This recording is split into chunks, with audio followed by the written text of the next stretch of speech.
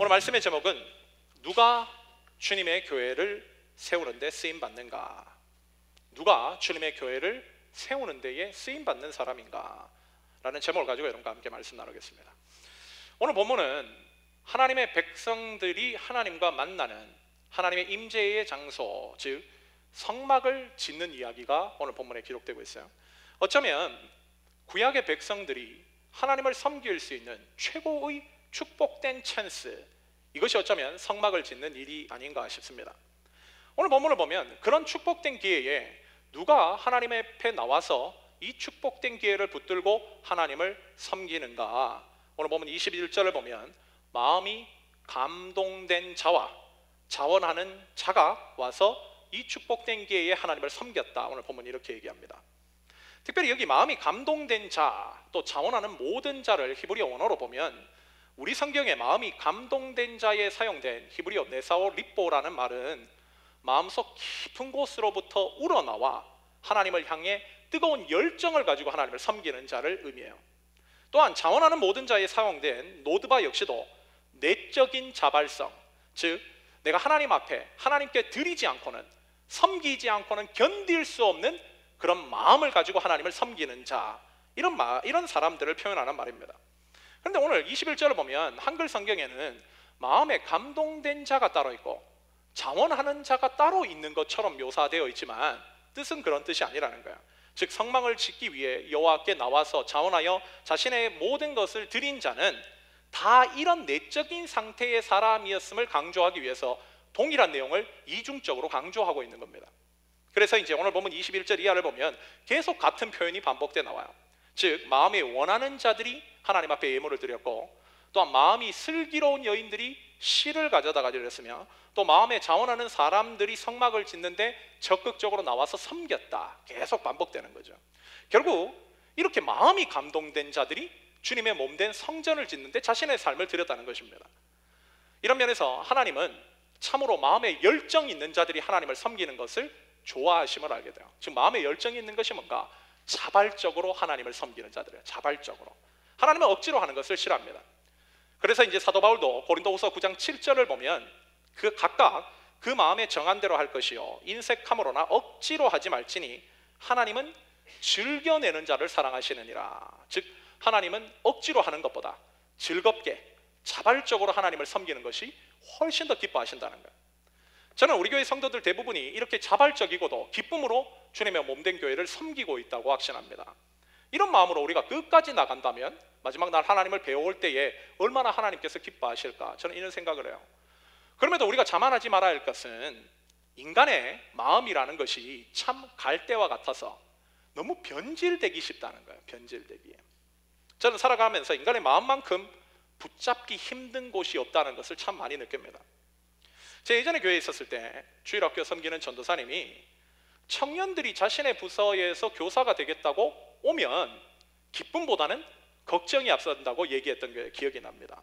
그 이유는 청년들은 교사로 섬기고자 하는 의욕은 처음 있는데 끈기가 부족하다는 거예요. 끈기가. 주일학교 교사로 섬기기 위해서 또 열심히 해보겠다라는 의욕이 앞서서 짧게는 3개월, 길게는 1년을 넘기지 못하는 경우를 자기는 너무 많이 봤다는 거예요. 그리고는 자기에게 와서 다른 부서를 섬겨야겠다, 혹은 잠시 쉬고 싶다라는 핑계 등을 대며 그만둔다고 합니다. 그래서 자기는 아이들에게 인기가 그렇게 젊은 청년 선생님보다는 없는 집사님들이나 권사님들, 그렇게 오랫동안 섬기고 기도하시는 그분들이 계신 것이 더 믿음직스럽다라고 이야기한 것이 기억이 나요. 사실 인간의 마음의 의지의 약함이라고 하는 것은 청년들만 가지고 있는 것이 아니라 수많은 사람들이 가지고 있는 문제이기도 합니다. 그래서 한때 신앙적으로 뭔가 뜨거운 모습을 보였던 사람이 얼마 있다가 금세 그 마음이 식어서 이렇게 어떻게 보면 너무 차가워져 버리는 영적인 슬럼프에 빠져 있는 모습을 우리는 심심치 않게 발견하는 것도 이 때문에요. 그런데 어떤 사람들은 같은 연약한 인간이지만 처음의 모습과 10년 후의 모습이 동일하든지 아니면 더 뜨거워진 모습으로 하나님을 섬기는 아름다움을 보여주는 경우도 있어요.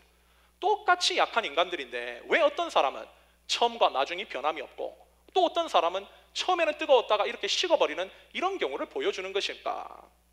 그것은 바로 자신의 마음을 평상시 때 어떻게 지켜오고 있는가의 차이에 있다고 저는 생각합니다. 솔로몬은 여러분 뛰어난 지혜인이지 않습니까? 인간이든 만물을 보는 통찰력이 굉장히 뛰어났던 사람. 그 사람이 잠언이라는 책을 쓰면서 잠언 4장 23절에 이런 말을 해요. 무릇 지킬 만한 것보다 더욱 네 마음을 지켜라. 특별히 솔로몬이 지키라고 사용된 이 히브리어의 원뜻을 보면 목숨 걸고 싸우라는 거예요. 목숨 걸고. 왜 마음을 지키는데 목숨 걸고 싸우라고 얘기하는가? 이어지는 구절을 보면 생명의 근원이 여기에서 나기 때문이다. 즉 마음 지킴을 통해서 생명을 얻을 것인지 말 것인지를 결정하는 기간, 그것이 마음이라는 거예요. 그래서 여기를 피 터지게 싸워야 된다. 여기를 지키기 위해서 최선을 다해야 된다. 그 천하의 지혜자 솔로몬이 이렇게 강조하는 것이죠. 즉 다시 말해 신앙에는 왕도가 없다는 거예요. 지름길이 없다는 것입니다. 마음을 어떻게 지키느냐, 이게 관건이에요. 이게 신앙생활의 키입니다. 즉 자신의 마음을 어떤 상태로 지키는가, 그거에 따라서 하나님 앞에 영광 올려드리는 삶을 살 것인지, 아니면 한때 뜨거웠다가 그냥 식어서 신앙의 슬럼프에 빠져 배교하는 상태까지 가든지, 결국 내 마음 상태가 그 길을 결국은 좌우한다는 거예요. 이스라엘 백성들도 마찬가지죠. 오늘 똑같이 이렇게 은혜의 자리에서 하나님을 섬겼지만 이들 중 대다수는 자신의 마음을 지키지 못해서 이로부터 몇 개월 후인 민수기 10장 11절 이하를 보면 이들은 타락하기 시작합니다. 즉 하나님을 향해 악한 말을 내뿜기 시작해요. 그 일로 하나님의 진노를 사서 몇몇이 불에 태워 죽임을 당하고, 모세를 비방하던 미리암이 나병에 걸리고, 12 정탐꾼 사건 때 이스라엘에게 부정적인 복음을 했던 10명의 사람들에게 귀를 기울인 나머지 하나님을 향해 반감을 품고 원망을 품다가 결국 하나님이 약속하신 가나안 땅에 못 들어갔다는 얘기. 이게 이들의 삶이지 않습니까? 그런데 이들과 똑같은 무리에 있었지만, 똑같은 약함을 가지고 있었고, 똑같은 노예라는 백그라운드를 가지고 있었지만, 그 가운데 여호수아와 갈렙은 하나님을 향한 믿음의 진수를 보여줘요. 진수를 보여줍니다. 이 둘의 차이가 뭔가? 바로 이들은 하나님을 향해 자신의 마음을 끝까지 지켰던 사람들이에요. 하나님을 향해서. 여호수아와 갈렙은 끝까지 하나님의 마음을 지켰습니다. 그래서 복을 받은 거예요. 이런 의미에서 우리의 신앙생활의 성패는 내 마음 지킴에 있습니다. 내 마음을 어떻게 지킬 것인가? 그렇다면 우리가 어떻게 해야 우리의 마음을 잘 지킴으로써 주님의 몸된 교회의 일원으로 하나님께 끝까지 영광을 올려드릴 수 있을까? 오늘 본문에는 이들이 자신의 마음을 지켰을 때, 마음을 하나님 앞에 올려드렸을 때에 어떤 믿음의 특징들이 있었는지 오늘 우리에게 분명히 보여주고 있습니다. 그렇다면 오늘 본문을 통해서 우리도 하나님 앞에 마음을 올려드려야 될 사람들인데, 어떤 마음가짐으로, 어떤 마음을 유지해야 우리가 끝까지 마음을 지킴으로 하나님께 영광 올려드릴 수 있는지 오늘 말씀을 중심으로 여러분과 두 가지로 함께 묵상해 보고자 합니다. 첫째로, 누가 주님의 몸된 교회를 세우는가? 그것은 마음에 하나님의 말씀이 가득 채워진 자들이라는 거예요. 자신의 마음에 하나님의 말씀이 가득 채워진 자, 그 사람들이 결국 주님의 몸된 교회를 세운다는 거예요. 오늘 보면 21절을 보면 첫 구절이 마음에 감동된 모든 사람들이라고 시작하고 있어요. 여기 특별히 마음에 감동되었다라는 것을 한글 문법적으로 보면 수동태지 않습니까? by what, 뭐뭐에 의해 감동됐다는 거야. 그런데 오늘 본문 21절만 보면 그 사람들이 무엇에 의해 감동되었는지는 설명하고 있지 않아요. 이걸 위해서 우리가 35장 전체를 볼 필요가 있습니다. 특별히 출애굽기 35장을 보면 이들이 무엇에 의해 감동되었는지가 나오고 있어요. 오늘 보면 35장 4절을 여러분과 함께 읽도록 하겠습니다. 35장 4절입니다. 우리 한 목소리 읽겠습니다. 시작. 모세가 이스라엘 자손의 온 회중에게 말하여 이르되 여호와께서 명령하신 일이 이러하니라 이르시기를. 여기 보면 이들이 감동되는 그 첫 출발점이 뭔가? 바로 여호와의 명령이라는 거예요. 여호와의 명령이라는 것은 다시 말하면 하나님의 말씀이 선포됨으로부터 이들의 마음의 감동됨이 시작된다는 것입니다. 그래서 이제 10절에 나오는 마음이 지혜로운 자에 쓰인 지혜, 즉 히브리어 하캄 역시도 세상적인 지혜를 얘기하는 것이 아니라 하나님의 말씀을 들음으로 말미암아 생겨난 하나님의 지혜를 얘기해요. 즉 이들이 마음이 감동됐든 하나님에 의해서 마음이 지혜로워졌든 결국 이들의 첫 출발점이 어디였는가? 바로 하나님의 말씀을 들음으로부터 시작됐다는 겁니다. 이것은 우리 역시도 주님의 몸된 교회인 새로운 교회를 세움으로 하나님께 영광 올려드려야 될 우리가 우리의 마음이 하나님 앞에서 어떤 마음이어야 되는지를 알려주는 중요한 포인트라고 생각해요. 그 마음이 뭔가? 바로 말씀으로 채워진 마음이라는 거예요. 말씀으로 채워진 마음. 그렇다면 하나님의 말씀으로 채워진 신앙인이라는 것이 의미하는 바가 뭘까? 한 두 가지 정도로 생각할 수 있을 것 같아요. 하나는 말씀을 배우는데 열의를 가진 사람, 또 하나는 말씀을 순수하게 듣고 순종하는 사람이 말씀이 채워진 사람입니다. 먼저 말씀의 사람이 된다는 것은 말씀을 배우는 사람이 되는 거예요. 여러분이 잘 아는 20세기 최고의 전도자이자 설교자인 D.L. 무디라는 사람이 있지 않습니까? 이 사람은 구두스 성공이었다가 학력이 전무한 사람이에요. 하도 가난하게 태어나서 부모도 없고 아무것도 배운 것이 없는, 그래서 구두 닦기나 했던 이런 사람인데, 그럼에도 이 사람이 나중에는 20세기의 미국 전역을 영적으로 뒤흔드는 하나님의 강력한 사람으로 쓰임받습니다. 그렇다면 어떻게 이런 배경을 가진 사람이 이렇게 강력한 하나님의 능력의 종이 될 수 있었는가? 무디의 전기를 읽어보면 무디는 어렸을 때부터 자신의 믿음의 약함을 두고 늘 기도했다고 해요. 즉, 하나님, 왜 이렇게 저는 볼품없습니까? 왜 이렇게 저는 믿음이 이렇게 약합니까? 왜 이렇게 연약합니까? 이걸 가지고 날마다 저녁마다 기도로 사투를 벌였다고 합니다.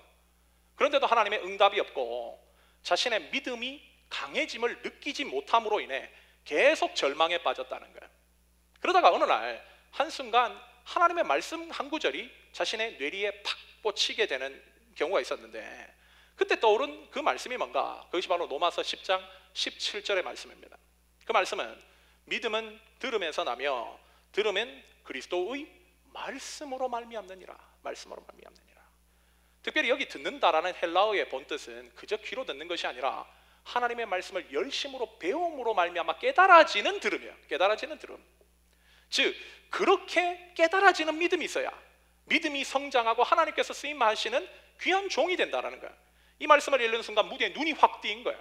아, 내가 뭔가 잘못 착각했구나. 그저 기도만 한다고 되는 것이 아니었구나. 성경을 덮어놓고 기도한 것이 문제였구나.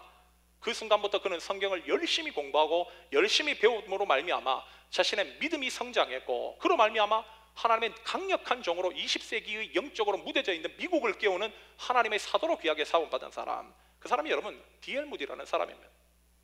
그런데 요즘 교회의 문제가 뭔가? 하나님의 말씀을 배우려고 하는데 열심히 없어요. 열심히 없습니다. 배울 수 있는 기회가 있는데도 배우질 않아요. 그러다 보니 교회가 세상에 빛이 되는 것은 거의 불가능하고, 그 안에 있는 성도들의 삶도 세상 가운데 힘이 없습니다. 힘이 없어요. 대부분 다 동화되어 살아갑니다. 최근에 신문을 보는데 어느 대기업 간부가 자살하는 사건이 발생했어요. 들어보니 그분도 서울의 어느 유명한 교회의 집사님이었습니다. 그런 분이 자살한 것도 굉장히 비극이죠. 기독교인이 자살을 하다니. 근데 저는 그 사실보다 그분이 자살하기 전에 CCTV에 찍힌 마지막 그분의 모습이 참 저의 가슴을 아프게 했어요. 공개된 CCTV를 보니 그분이 자살을 하려고 하는 그 자리에서 참 많은 갈등을 했던 것 같아요. 그래서 자살하려고 하는 그 자리를 계속 왔다 갔다 반복하는 겁니다. 갈등이 되는 거죠. 자기가 결국은 어쩌면 이 너무 지금 절망적인 상황이니까 죽기를 원하면서도 한편으로 두려운 마음, 또 내 남겨진 가족은 어떻게 하나, 자녀는 어떻게 하나, 그 모든 혼잡한 감정들이 계속 왔다 갔다 거리는 모습으로 남은 거예요. 얼마나 무서웠겠습니까? 얼마나 많은 생각을 했을까요? 그럼에도 결국 그분이 뛰어내린 겁니다. 저 그분을 보면서 그런 생각이 들었어요. 그분이 그렇게 죽음과 삶 사이에서 갈등할 때, 그때 그분이 배웠던 하나님의 말씀이 과연 떠올랐다면 과연 그런 결정으로 뛰어내렸을까? 만약 하나님의 말씀을 본인이 생각해낸 하나님의 말씀 한 구절이라도 있었으면, 그 말씀이 그의 삶에 강력하게 작동했더라면 과연 그렇게 생을 허망하게 끝냈을까? 오히려 하나님의 말씀이 떠올랐더라면 자살하려고 했던 그 자리에서 되돌아와서 다시 삶의 자리로 나가 하나님을 붙들고 새롭게 주어지는 그 기회 앞에 하나님 앞에 최선으로 내가 바른 삶을 살겠다 각오하며 살지 않았을까? 그런데 그 절망적인 순간 떠올릴 하나님의 말씀이 없으니 자신의 자살을 막을 수가 없는 겁니다. 정말 교회와 성도들이 오늘날 살아가면서 자신을 살릴 수 있는 하나님의 말씀을 알고 있을까요? 여러분 생사의 갈림길에서 여러분이 섰다고 한다면 그때 기억해낼 만한 하나님의 말씀을 여러분 알고 계십니까? 교회가 정말 이렇게 사람 살리는 하나님의 말씀을 가르치는데 사명에 충실을 다하고 있는가? 아니면 세상적인 사고에 동화되어 정작 자신을 살려야 할 하나님의 말씀을 기억하지 못한 채에 무능하게 살아가고 있는 것은 아닐까, 참 많은 생각이 들었습니다. 제가 이번 주 목요일 날 CGN에서 기회를 주셔가지고 목사님들을 대상으로 한 영화 시사회를 갔다 왔어요. 그 영화의 이름은 교회 오빠라는 내용입니다. 교회 오빠, 뭐 아시는 분도 알 거예요. 25일부터 CGN에서 개봉을 합니다. CGV죠, CGV에서.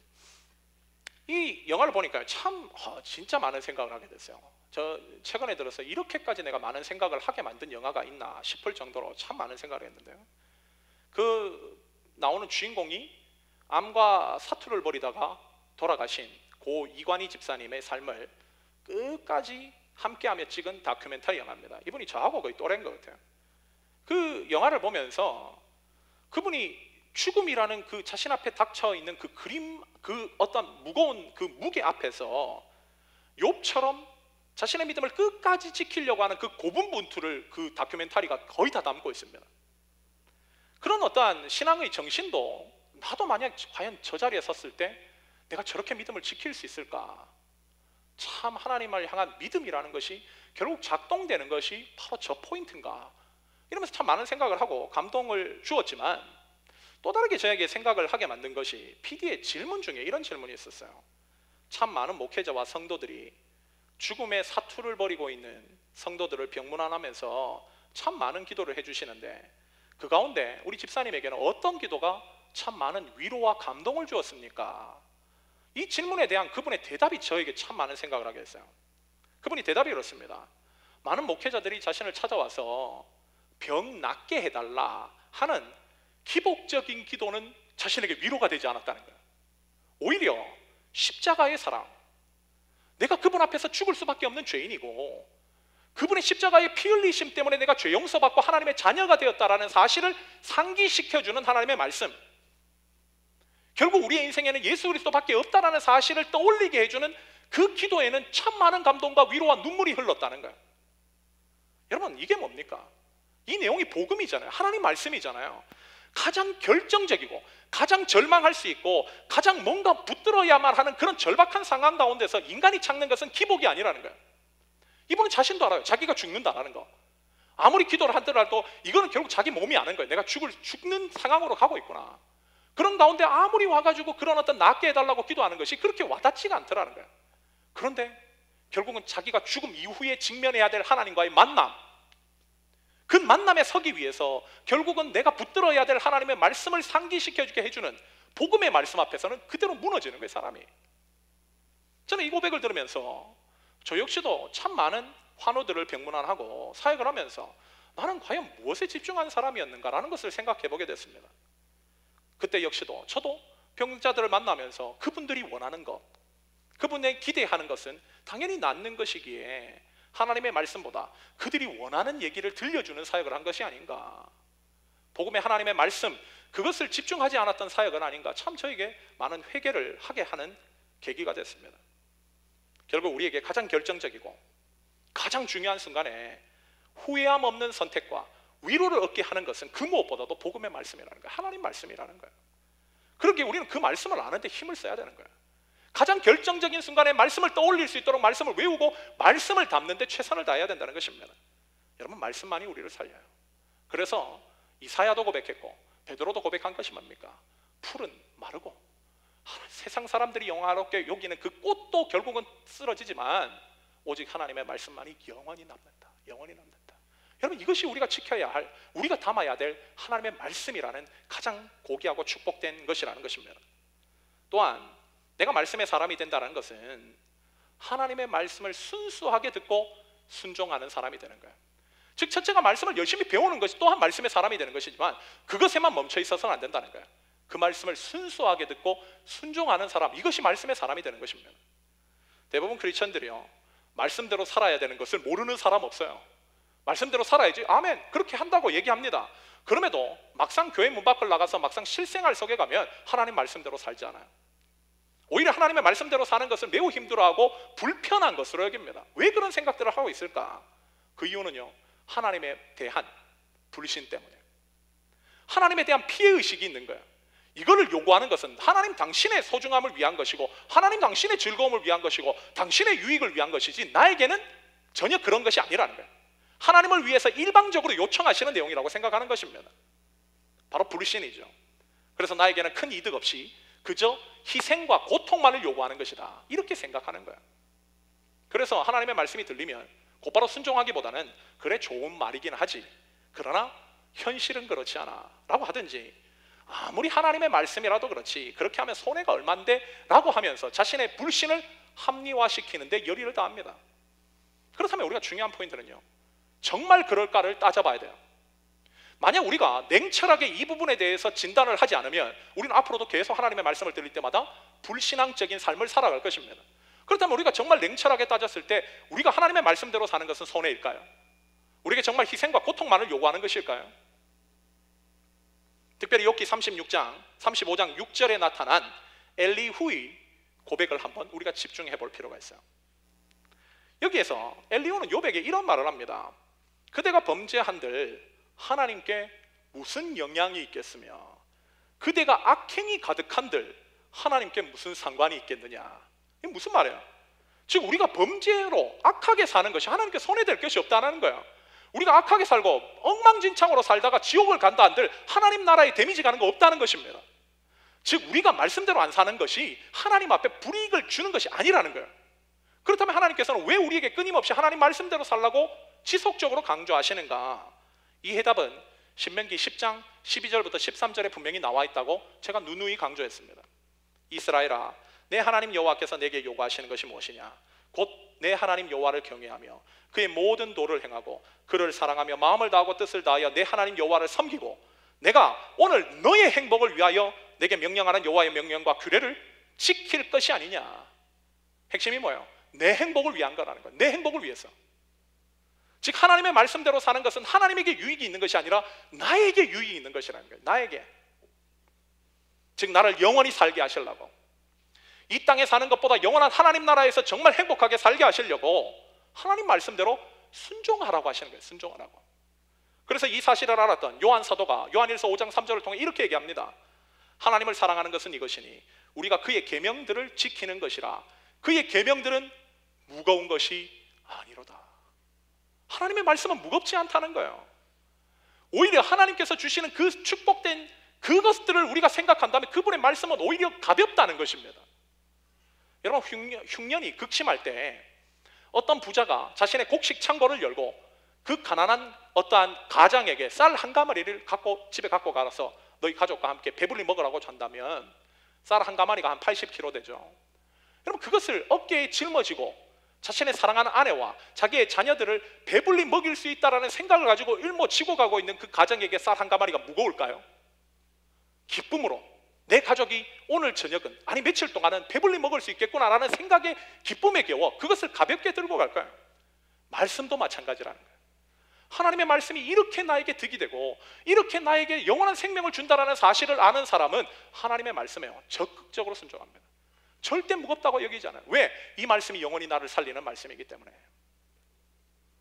여러분 그 사람들만이 그 놀라운 축복을 약속하신 하나님을 날마다 경험할 뿐만 아니라 주님의 몸된 교회를 세우는 데에 크게 쓰임받는다는 거.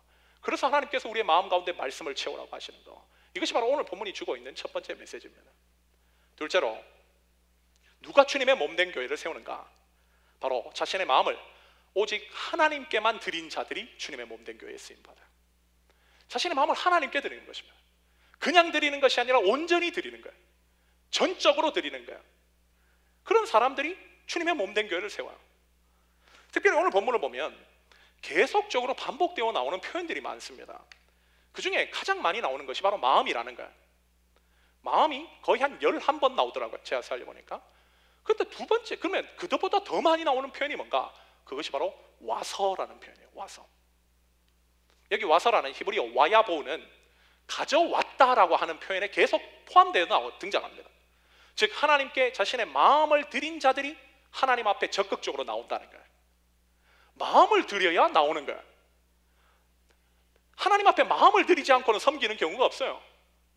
먼저 마음이 온전히 드려진 자들이 자신의 모든 것을 중지하고서라도 나와서 하나님을 섬긴다는 거예요.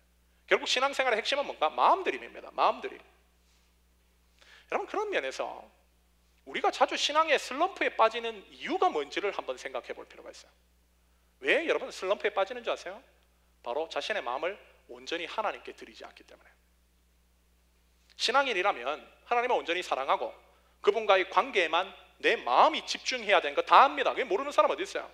그럼에도 그런 사람이 슬럼프에 빠진다는 것은 이유는 단 하나예요. 자신이 예수님 믿기 전이나 아니면 하나님과의 온전한 관계에 있지 않았을 때의 즐거움으로 추구했던 것들, 쇼핑이나 뭐 술자리나 음란 사이트나 게임이나 스포츠 등 그런 걸 내 마음 한켠에 한 2% 정도 남겨두는 거예요. 그리고 이거 괜찮다고 생각하는 거예요. 그런데 문제는 그것이 결국은 데미지를 입혀요. 그럼 재밌지 않습니까? 하나님도 좋지만 세상의 오감을 위해서 남겨두는 것들, 아무리 합리화시키고 해도 그런 영적인 양다리가 우리의 삶에 신앙의 슬럼프를 몰고 와요. 청교도 신앙의 인물인 존 오웬이라는 사람이 있습니다. 이 사람이 인간의 마음을 두 가지로 표현했어요. 하나는 신령한 마음이 있다는 거예요. 인간의 마음에. 이거는 하나님의 말씀으로 감동된 마음이에요. 영적인 마음이죠. 이것만 있는 것이 아니라 우리 인간에는요, 타락한 마음도 있다는 거예요. 이거는 죄의 본성의 영향을 받는 마음이에요. 이 두 마음이 거듭난 신자 안에도 있다는 거예요. 그래서 이것이 계속적으로 싸웁니다. 그래서 이것을 이겨내면 신앙적인 삶이 되는 거고, 이것에 지면은 타락한 삶이 되는 거죠. 근데 신앙인들이 싸우다가 너무 이 싸움에, 원래 우리의 본성은 이거에 더 끌리거든요, 타락한 거에. 그러니까 이걸로 이겨내기가 너무 힘드니까 손을 잡아요. 타협하자는 거야. 그러면 이게 양다리잖아요. 그러면 둘 다 윈윈할까? 존 오웨이는 관찰할 때 절대 그렇지 않다는 거예요. 내가 타락한 본성과 신령한 마음이 타협하는 순간 결국 손해를 보는 쪽은 신령한 마음이라는 거예요. 결국 타락한 마음이 장식해버린다는 거예요. 그래서 이것이 신앙생활이라는 것을 정확하게 안 여러분 신앙의 선각자들이요, 참 많은 깨달음을 얘기했습니다. 그 중에도 A.W. 토저, 제가 수요일 날도 얘기했는데, 그런 신앙인들은 신앙인이라면 잦은 파티나 카드놀이도 하지 말아야 된다고 얘기했어요. 결국 남겨둔 결국 취미가, 그것이 결국 그 즐거움이 하나님보다 우선되어 있는 것이라면 그것은 분명히 신앙인의 삶에 데미지를 준다는 거예요. 데미지를. 계속 이런 것에 누가 마음이 노출되면 거기에 빠지게 되고, 그렇게 되면 신령한 마음이 손해를 본다는 거예요. 초신자라면 모르겠지만 계속 이렇게 여러분 슬럼프를 겪고 있는 이유는 결국 이겁니다. 다른 건 아니에요. 이것 때문에 당하는 거예요. 여러분, 하나님의 은혜를 깊이 누리던 사람이 갑자기 어느 날 와가지고 나 신앙 떨어져서 얘기하는 경우 없어요. 갑자기 차가운 마음이 되어서 슬럼프를 겪는 경우 없습니다.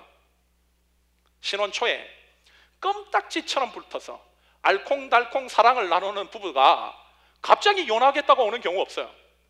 언제부터인가 문제가 생기고, 그 문제가 권태기를 만들어내고 권태기를 반복하다가 결국 이혼하는 겁니다. 그런 사람들을 상담하면요, 참 재밌는 게 있어요. 둘 사이가 어떻게 그렇게 됐습니까? 언제부터 그렇게 되셨어요? 물어보면 대부분의 대답이 뭔가, 글쎄요, 언제부터였나, 이렇게 얘기를 해요. 그 이유가 뭔지 아세요? 결국은 큰 사건 때문에 그렇게 된 것이 아니라, 물론 그럴 수도 있지만 마음의 작은 불신의 씨앗들, 아니면 배우자가 아닌 다른 것에 자신의 마음을 조금씩 노출했던 그것이 결국은 쌓이고 확장되어서 결국은 관계의 데미지를 만들어내는 거예요. 신앙생활도 마찬가지입니다. 그 누구든 갑자기 신앙 떨어지는 경우 없어요. 평소에 작은 죄를 얕잡아보고 하나님보다 더 소중하게 생기는, 어떻게 보면 즐기는 것들을 내 마음 한켠에 계속 남겨둔 그런 어떤 신앙의 게으름, 신앙의 나태함이 결국 내 마음에 그것들을 계속 확장시키게 만들고 장악하게 내버려 두면서부터 권태기가 옵니다. 권태기가 오면 뭐가 나타나는 줄 아세요? 하나님의 말씀에 대한 입맛이 사라져요. 옛날에 말씀 들을 때 감동했거든. 근데 하나님의 말씀이 들려도 거룩한 것에 대한 입맛이 사라집니다. 입맛이 사라지면요, 여기에서 멈추는 게 아니에요. 하나님의 말씀에 대한 반감으로 갑니다. 그래서 말씀을 전하는 사역자를 공격하든, 아니면 하나님의 말씀에 대해서 자기의 어떤 온갖 세상적인 지혜를 가지고 동원해서 그것을 밀어내든 반감으로 가요. 반감으로 가는 것에 멈추는 게 아니에요. 반감으로 가면요, 자신의 죄된 삶을 합리화하기 때문에 죄악의 삶을 사이클로 계속 돌립니다. 죄가 쌓이죠. 그렇게 됐으면 작게는 슬럼프, 결국은 심하게 가면 배교까지 가는 거예요. 여러분, 그러기에 우리가 하나님을 향해야 할 온전한 마음, 그 작은 움직임이라도 얕잡아 보지 말고 하나님을 섬기는 데 있어서 방해가 되는 것이 있다면 그것에서부터 초장에 박살 내려고 하는 각오가 필요하다는 거예요. 이게 여러분 마음 지킴입니다. 이게 영적으로 편안하게 사는 길이에요. 여러분, 참새가요, 방앗간을 못 지나간다, 한국말이 있잖아요. 참새가 왜 방앗간 못 지나갈까요? 방앗간에는 참새가 좋아하는 것들이 널려 있으니까. 방학을 못 지나가는 거거든요. 마귀는 내가 평소에 좋아하지 않았던 것을 가지고 우리에게 절대 유혹하지 않습니다. 유혹할 수가 없어요. 예를 들어서 내가 오늘 저녁에 화가 열나났어. 그래가지고 집에 돌아가가지고 열나 짜증나네, 세계 3차 대전 일으켜야지. 그럼 제가 가능합니까? 그럼 저는 3차 대전을 일으킬 수가 없어요. 왜? 그만한 짬밥이 안 돼요. 위치가 안 돼. 나 히틀러나 무솔로니 정도 되면 몰라도 저는 아무리 그렇게도 할 수가 없어요. 마귀는요, 이런 것으로 우리 절대 유혹을 못합니다. 마귀가 유혹하는 건요, 참새가 방앗간 못 지나가듯이 나의 방앗간에 있는 것으로 유혹을 해요. 내가 약한 거, 내가 하나님보다 더 좋아했던 거, 이것을 가지고 결국 여기를 거는 거예요. 여기를. 특별히 마귀는요, 우리가 무료하고 영적인 긴장감이 떨어졌을 때 여기를 겁니다. 그러면서 야, 하나 정도 괜찮아, 하나 정도 해, 취미야 취미, 남들 다 그렇게 하잖아, 하나 하는 거 어때? 이렇게 넘어지는 거예요. 이렇게 넘어오는 겁니다. 그래서 결국 그것을 한 번 하게 하는 것이 아니라 2번 하게 되고 3번 하게 되면서 그 삶이 반복되어서 결국 우리가 하나님만을 향해야 할 우리의 순수한 마음의 그 순도를 떨어뜨리고 희석화시켜서 우리의 마음을 장악하는 거예요. 그리고 지 멋대로 끌고 가는 겁니다. 그래서 망하게 하는 거, 죽이는 거, 이게 마귀의 방법이거든요. 예수님 그런 말씀하셨어요. 마태복음 12장 25절을 보면, 한 35절을 보면, 선한 사람은 선한 것을 내는데 그냥 선한 것을 내는 게 아니라는 거예요. 그 쌓은 선에서 선한 걸 낸다는 거예요. 악한 사람도 그냥 악을 내는 게 아니라는 거예요. 그 쌓은 악에서 악을 낸다는 거예요. 뭐예요? 평소에 반복된 삶의 패턴이 결국은 선을 만들어내는지 악을 만들어내는지를 결정한다는 거예요. 즉 우리가 마귀에게 마음을 내어주서는 절대로 안 되는 이유가 바로 여기 있습니다. 마귀는 결국 패턴을 만들어내는 거예요. 그 패턴을 통해서 우리를 무너지게 하는 거예요. 그 패턴의 시작부터 초장에 잡지 않으면 결국 우리도 악한 사람을 살 수 있다는 거예요. 악한 사람이 될 수 있다는 거예요. 처음 신앙인들이 술을 접할 때 한번 보세요. 세상 사람들이라면 모르겠어요. 뭐 그런 거 당연하게 생각하니까. 근데 신앙인이라면 뭔가 양심에 걸려요. 뭔가 좀 마음에 부딪힙니다. 그런데도 본인이 온갖 뭐 신앙에 잡다한 거, 뭐 술 취하라고 하는 말, 뭐 술 먹지 말라는 게 어디냐, 뭐 이런 얘기하면서 타협하기 시작하면 결국은 내가 술을 먹는 게 아니에요. 술이 나를 먹어요. 술이 나를 먹습니다. 담배도 마찬가지 아닐까요? 처음에 흡연할 때는 담배 연기가 그 건강한 폐 안에 들어오니까 굉장히 고통스럽죠. 근데 계속 그걸 흡연하게 되면 어떻게 되나요? 여러분, 담배를 내가 핍니까? 담배가 나를 피는 거예요. 중독이 되는 거예요. 음란하는 것이든 원초적인 악이든 내가 호기심으로 첫 발을 들여다 놓지만 나중에는 내가 컨트롤할 지경에 컨트롤할 수 없는 지경까지 가는 거. 왜? 내 마음이 다 뺏겼기 때문에. 내 마음이 다 뺏겼기 때문에. 처음에는 양심의 가책을 느껴서 힘들어도 시간이 지나면 그런 감정까지도 희미해지고 오히려 그걸 즐기게 됩니다. 이 심각한 지경이거든요.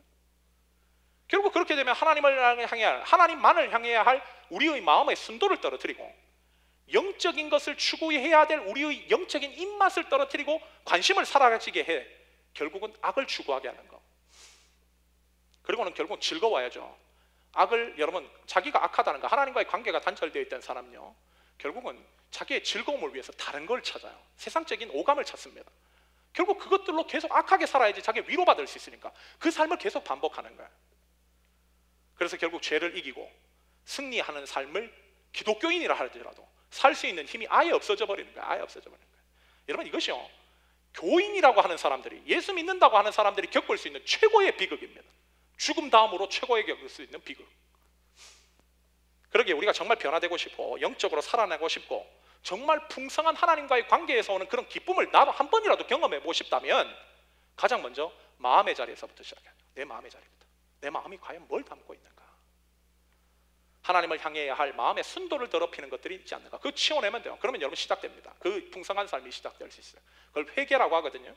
그러면 시작돼요. 근데 그게 없으니 시작이 안 되는 거예요. 그게 없으니.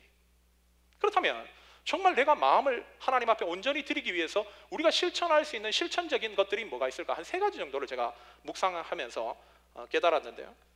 그 첫 번째가 뭔가? 스쳐 지나가는 생각에서부터 싸움을 게을리하지 말아야 돼요. 스쳐 지나가는 생각들. 새가 지나가는데 지나갈 수 있어요. 뭐 새 보는 거 뭐가 문제야? 그러나 걔가 내 머리에 꽈리를 틀고 둥지를 트지 않도록 하는 건 내가 할 수 있죠. 그 생각부터, 얘가 앉으려고 하는 그 타이밍부터 싸우는 거예요. 그게 스쳐 지나가는 자리부터 싸우는 거거든요. 한번 스쳐 지나가는 잘못된 생각을 내가 마음에 품어버리면요, 그 다음이 굉장히 힘들어져요. 벤자민 프랭클린이라는 사람이 이런 말을 합니다. 처음에 죄가 우리의 마음에 일어날 때 그 최초의 것과 싸워서 투쟁하는 것이 힘든 것은 사실이지만, 그것을 받아들이고 난 후 뒤따라오는 죄악의 결과물들과 싸워서 내 마음을 지켜내는 것은 더 힘든 것이다, 이런 얘기였어요. 진짜 굉장히 뛰어난 영적 통찰력이라고 생각해요. 처음 싸우는 건 어렵죠. 그러나 그것은 나중에 내가 그걸 받아들임으로부터 말미암아 발생되는 여러 죄악의 결과물들을 몰아내는 것보다는 쉬워요. 이게 지혜라는 거예요. 이게 에덴 동산에서 마귀가 하와에게 찾아와서 유혹할 때, 하와가 그 찾아오는 첫 만남에서부터 여러분 그 마귀를 거절하고 치워버렸다면 선악과를 따먹을 일도 없고 에덴 동산에 쫓겨날 일도 없었을 것입니다. 근데 호기심 때문에 뭔가 좀 특별한 것이 있는가 봐 싶어서 그것을 허용하니 나중에 이겨낼 수가 없는 거예요. 여러분, 에덴 동산에 쫓겨났습니다. 어떻게 되돌릴 거예요? 이런 면에서 영적인 지혜는 죄악된 첫 생각의 자리부터 싸우는 거예요. 인터넷을 열었을 때 음란 사이트에 유혹이 온다면 그 자리를 들고 일어나서 곧바로 밖에 나가 상쾌한 바람을 쐬는 게 훨씬 지혜로운 거예요. 커플이 차에서 성적인 유혹을 느낀다면 마치 요셉이 자신을 유혹해왔던 보디발의 아내의 첫 손길부터 뿌리쳤던 것처럼 뿌리치는 게 지혜입니다. 결국 나의 신앙생활에 말씀이 방해되게 만들고 나의 재정생활에 방해되게 하는 것이 어떤 것이 있다면 그것을 첫 생각부터 아예 뿌리 뽑아버리는 거, 이것이 나중에 그 삶을 반복함으로 말미암아 생겨난 그 죄악의 피해보다는 훨씬 더 여러분 쉽고 안정적인 길이라는 거예요. 둘째로, 우리 마음을 지키려면요, 하나님의 심판에 대한 두려움을 가져야 돼요. 하나님의 심판에 대한 두려움. 저는 하나님의 심판에 대한 두려움은 우리의 성도들이 정말 하나님께서 원하시는 삶을 사는 데 있어서 자신의 마음을 통제하는 데 굉장한 힘이 된다고 저는 확신해요. 정말 그 사람이 주님의 은혜로 거듭났다면요, 두 가지 생각이 와요. 하나는 하나님의 사랑, 하나는 하나님에 대한 두려움이에요. 건강하지 않는 신앙인일수록 한쪽으로 치우치는 경향이 굉장히 짙습니다. 자신이 엉망으로 살면서 하나님의 사랑이시라고 자기가 그냥 하나님을 자꾸 다른 쪽으로 몰고 가든지, 아니면 하나님에 대한 두려움에 사로잡혀서 정상적인 생활을 못하든지, 이 둘 쪽으로 극단으로 가버려요. 정상적인 신앙인이라면 이 둘을 같이 가지고 있어요. 이걸요, 신앙적인 용어로 하나님을 향한 경외심이라고 표현해요. 우리는 너무 이쪽으로 가 있는 게 많아요. 하나님의 사랑이시라 그래서 지멋대로 살아도 나는 한번 택함 받았기 때문에 영원히 구원받을 것이다, 이런 생각을 하고 있는데 성경에서 전혀 뒷받침하고 있지 않습니다. 오히려 우리가 지켜야 될 것은 이쪽으로 너무 치우쳐 잃어버렸던 하나님에 대한 두려움을 끌고 와야 돼요. 왜? 한 번 죽는 것은 사람에게 정해진 것이고 그 후에는 하나님의 심판이 있다고 성경이 분명히 말씀하니까. 아까 말한 교회 오빠, 제 영화를 보면서 거기 나오는 이간희 성도님, 그분 보면서요, 참 많은 생각을 했던 게, 그분이 암에 걸려서 자기가 죽는다고 했을 때 가장 힘들었던 게 뭘까? 가장 괴로웠던 게 뭘까? 암으로 자기가 죽는다는 것이었을까? 전 당연히 이렇게 생각했을 것 같은데 그분 그런 얘기를 안 하고 이런 얘기를 하더라고요. 바로 자신의 숨겨진 죄에 대한 두려움이 가장 자신을 고통스럽게 했다는 거예요. 겉으로는 명문대, 그분 고대 나왔거든요. 남들 부러워할 만한 기업, 외국계 회사 다니면서 교회 안에서는 엄친아, 그런데도 자신의 속에 숨겨왔던, 자신의 마음에 활개치게 내버려뒀던 악들, 증오, 미움, 교만 등, 이제 막상 하나님을 배우려고 하니까 내가 이런 모습으로 진짜 하나님의 심판대를 통과해서 영원한 하나님의 나라에 갈 수 있을까 하는 두려움이 자신이 암에 걸린 그 고통보다도 훨씬 괴로웠다는 거예요. 그래서 몇 날 며칠을 하나님 앞에 자기의 죄를 용서해달라고 무릎 꿇고 눈물로 기도했다고 합니다. 여러분, 우리가 정말로 오늘이 마지막이다, 내일 너 와야 돼, 하나님이 이렇게 얘기하셨다고 한다면 지금처럼 우리가 막 살 수 있을까요? 만약 하나님께서 나를 회개시키기 위해서 여러분들이 나중에 결혼해서 자식을 놓으면 내 자식을 나처럼 살게 만든다고 한다면, 나 회개시키려고, 그러면 내가 지금처럼 살 수 있을까요? 내가 했던 죄를 똑같이 애가 따라해, 똑같이 당해, 지금처럼 살 수 있을까요? 못 삽니다. 하나님의 심판에 대한 두려움이 없으니까 지금처럼 막 사는 거죠.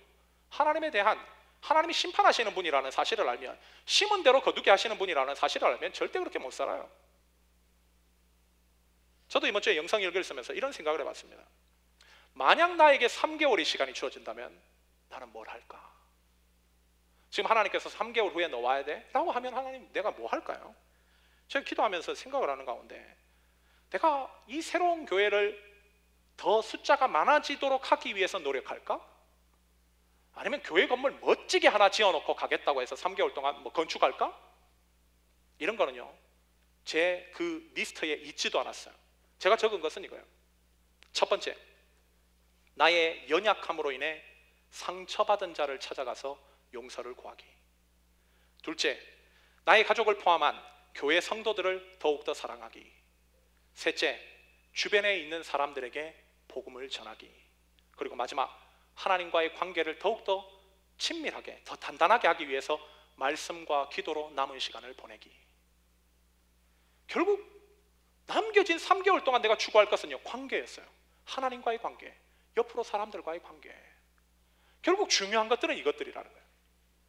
지금까지 내가 과연 이 중요한 삶에 내가 얼마나 힘써왔는가, 내가 하나님의 뜻대로 얼마나 이렇게 살았는가, 정말 중요한 것들은 놔두고 나는 뻘짓하고 있지는 않았는가? 결국 하나님에 대한 두려움, 심판대 앞에 대한 두려움이 저에게 있어서 저의 인생에 가장 중요한 것이 뭔지를 보게 만드는 거예요. 제가 지금부터 이 깨달음을 가지고 남은 인생을 10년을 살든 20년을 살든 여기에 최선을 다하면 저 어떻게 될까요? 정말 하나님이 기뻐하시는 삶을 사는 것 당연해지고 저로 인해서 주님의 몸된 교회가 더욱더 건강해지지 않을까요? 정작 우리에게 제일 중요한 삶을 우리가 안 사는 이유는 하나님을 두려워하지 않기 때문에, 하나님의 심판대를 아예 생각하고 살아가기 때문입니다. 그렇기 때문에 지금처럼 막 사는 거예요. 우리가 정말 하나님을 만나야 된다라는, 그분과의 직면해야 된다는 그 두려움을 가지고 산다면 지금처럼 절대 못 삽니다. 여러분, 하나님에 대한 심판에 대한 두려움 반드시 가져야 돼요. 여러분 반드시, 여러분들이 아무리 아니야 라고 얘기한다 할지라도 여러분 반드시 서야 됩니다. 거기에. 그때 여러분 하나님 앞에 뭘 가지고 나가실 겁니까? 이것이 우리의 마음을 지키는 데 굉장히 큰 도움이 되지 않을까요? 마지막으로, 우리의 마음을 지키려면 주님과의 연합을 깨서는 안 돼요. 요한복음 15장 보면 주님은 포도나무요, 우리 성도들은 그분의 가지라고 말씀하세요. 그건 연합이거든요. 붙어 있으면 살아, 열매 맺을 수 있어. 하지만 떨어지면 죽어. 이거야. 연합만이 살 길이에요. 예수께 꼭 붙어 있어야 돼요. 예수께. 붙어 있는 것은 간단히 얘기하면 교회를 지키는 것이겠죠. 예배를 지키는 것이겠죠. 또 좀 더 적극적으로 나가면 오늘 나에게 주어진 말씀에 즉각 순종하는 것이겠죠. 이게 붙어 있는 거야. 사도 바울이 고린도전서 9장 27절에서 이런 얘기를 합니다. 내가 내 몸을 쳐서 복종하게 되면, 여기 쳐다라는 것은 그냥 치는 것이 아니라 권투 선수가 장갑 벗고 치는 거야. 주먹으로 때리는 겁니다. 내 자신을 그렇게 쳐서 복종시킨다는 거예요. 뭐에? 바로 하나님의 말씀에. 왜? 내가 남에게 전파한 후에 도리어 버림을 당할까 두렵기 때문에. 즉 나는 영원한 생명을 얻기 위해서, 지금 누리고 있는 영적인 풍성함을 누리기 위해서 나는 내 자신을 하나님의 말씀에 복종시키기 위해서 최선을 다한다는 거예요. 최선을 다한다는 거예요.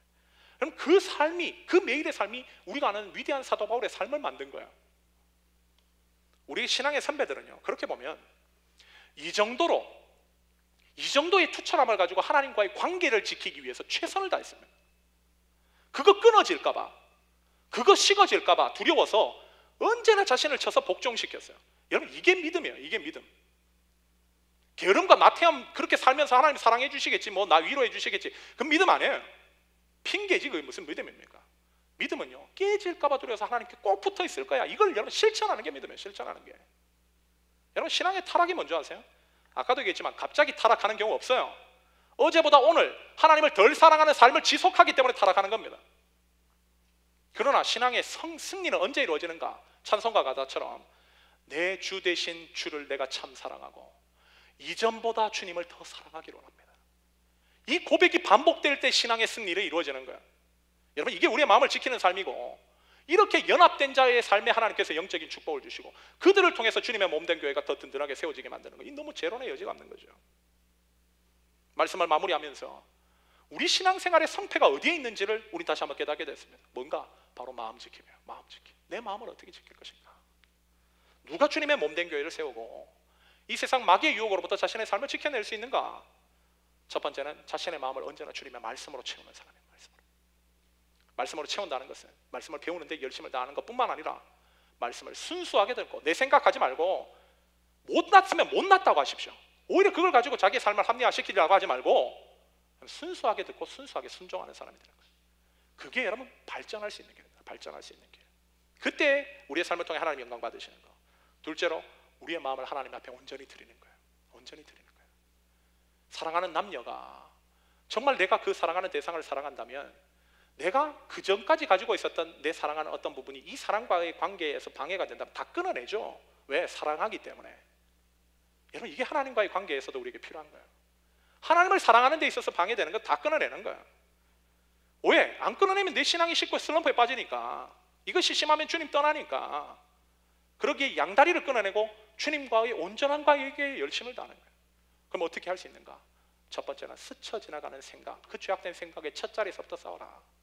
둘째는 주님의 심판대를 기억하라. 마지막 주님과의 연합을 깨지 마라.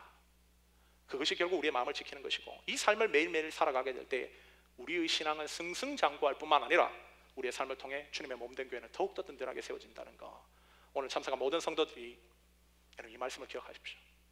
이것이 여러분을 살리는 길입니다. 이 삶을 여러분 깨달았을 뿐만 아니라 실천하는 삶에 최선을 다함으로 말미암아 여러분의 모든 삶이 주님의 교회를 든든하게 세우는 데 쓰임받을 뿐만 아니라 마음을 지킴으로 말미암아 하나님께서 위에서 부어주시는 영적인 풍성함들 모두가 경험하게 되시는 복된 성도들 되시기를 예수님의 이름으로 간절히 축원합니다. 우리 다 같이 한번 기도하도록 합시다.